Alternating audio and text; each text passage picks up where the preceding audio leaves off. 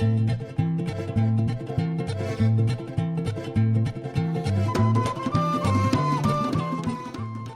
Bwanji from BA.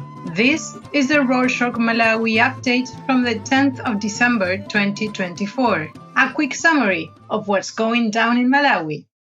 The Malawi Electoral Commission, or MEC, said they will continue working with Smartmatic, an information technology company contracted to supply devices and software to manage the 2025 presidential elections.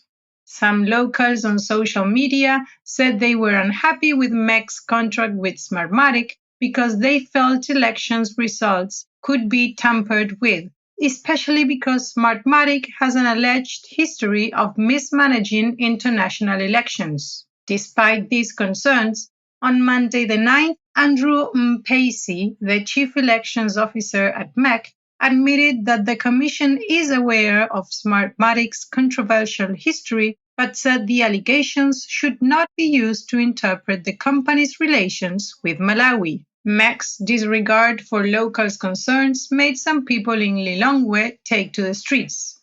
Last month, we mentioned that a civil society organization organized 2 different protests against MEC and the government, but both of them failed because some masked men carrying pangas attacked the demonstrators.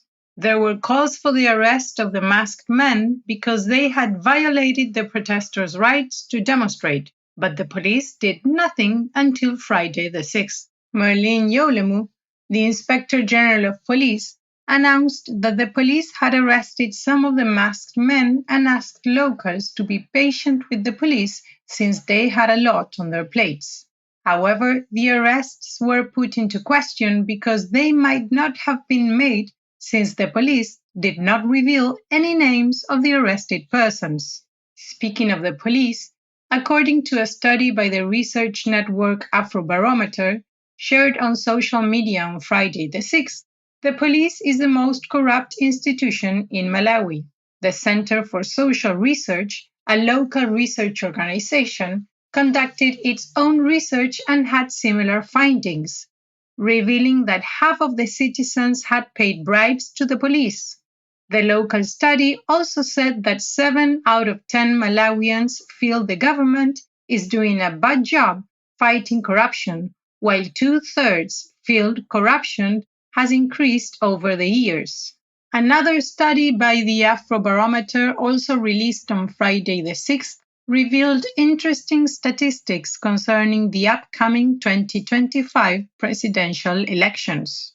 They say that if Malawians had voted in August this year, they would have brought back the Democratic Progressive Party, or DPP, which was voted out by the current administration, the Malawi Congress Party, or MCP.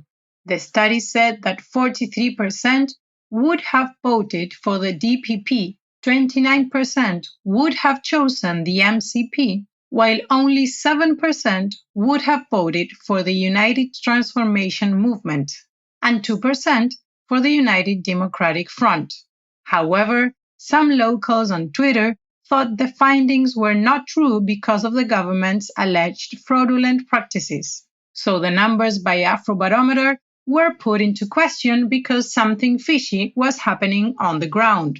On a related note, some children under 18 have been registering for the upcoming presidential elections.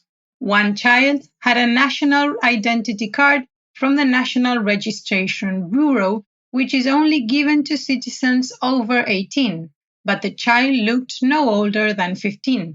Another trending video showed more children standing in line to register to vote. You can check it out with the link in our show notes. This might be a trick that the government is using to make sure they win the elections by all means. Meanwhile, there have been growing concerns that children in Malawi are being exposed to disorderly behaviors that they are copying because they think it's cool. These concerns became the topic of the day on Sunday the 8th after a local media house reported that secondary school students from Chizapi private schools in Blantyre, in the southern region, set their classes and school bus on fire because they were unhappy with the food they were getting at the boarding school. One comment on the Facebook post said if these behaviors are not addressed, we might raise a generation that lacks respect for rules, authority, and each other.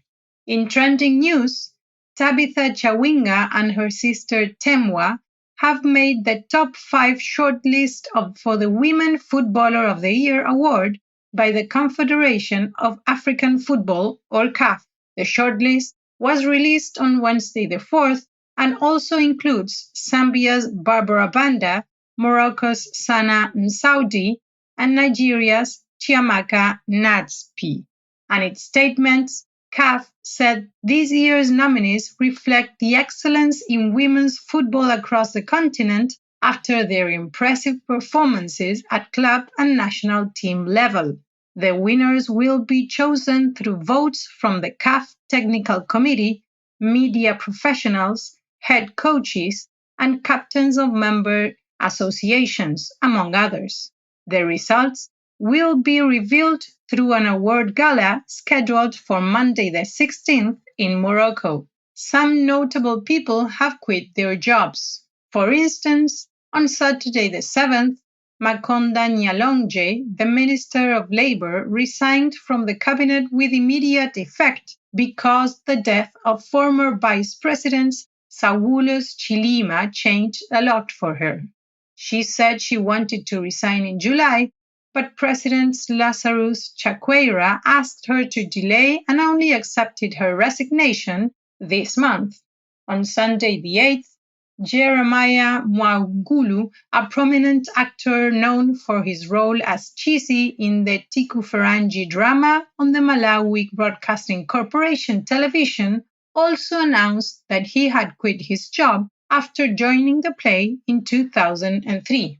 He didn't say why he resigned. There was a post circulating on Facebook saying that Wilson Banda, the governor of the Reserve Bank of Malawi, had also quit his job. But on Sunday the 8th, the central bank wrote a statement denying the rumors. However, some users on Twitter told the Reserve Bank to sue the page that started the rumors if the story was indeed fake. They think refuting the rumors with no legal action is not enough to convince people that they are baseless. Next up, Nzanzimama Claude, a popular businessman in Mangochi known as JC, died in a road accident on Saturday the 7th. On Sunday the 8th, local news said that the accident happened around the Samama area along the Mangochi Monkey Bay Road, located in the southern region around 8 p.m. JC collided with a stationary truck while coming from Monkey Bay side. Some locals took to social media to express their condolences to JC's family. Fizzy drinks like Coca-Cola and Fanta are a staple for most Malawians on Christmas, but some Facebook users say they might have to forego these beverages this year because of the price adjustments that Coca-Cola Beverages Malawi announced on Monday the 9th. The adjustment is effective immediately and applies to all their products. According to the statement, drinks like the 300 milliliter bottle of Coca-Cola will now sell at 850 kwacha, which is 50 US cents, up from 500 kwacha, about 30 cents in most locations. Other affected and popular commodities include the Sobo squash shoes and the Quench bottled water. And to close this edition, some statistics from the World Tourism Council sparked some discussions on Twitter. The data revealed that in 2023, Zambia earned over $900 million from tourism, followed by Mozambique with over $300 million, and then Zimbabwe with $215 million. Malawi earned the lowest with only $35.5 million. While the data said Malawi could earn over $40 million this year, the gap between Malawi and its neighboring countries is so wide that some locals started talking on Twitter to figure out the reason behind the low revenue. Some points raised in the discussion include expensive flight prices, poor infrastructure, a lack of interesting tourist activities, and bad advertising. To know more about the World Tourism Council's findings, click on the link in the show notes. And that's it for this week. Thank you for joining us. We hope you are enjoying the Rorschach Malawi update as much as we enjoy making it. Don't forget to subscribe on your favorite platform to keep up with what's going on in Malawi. Pitani Bueno!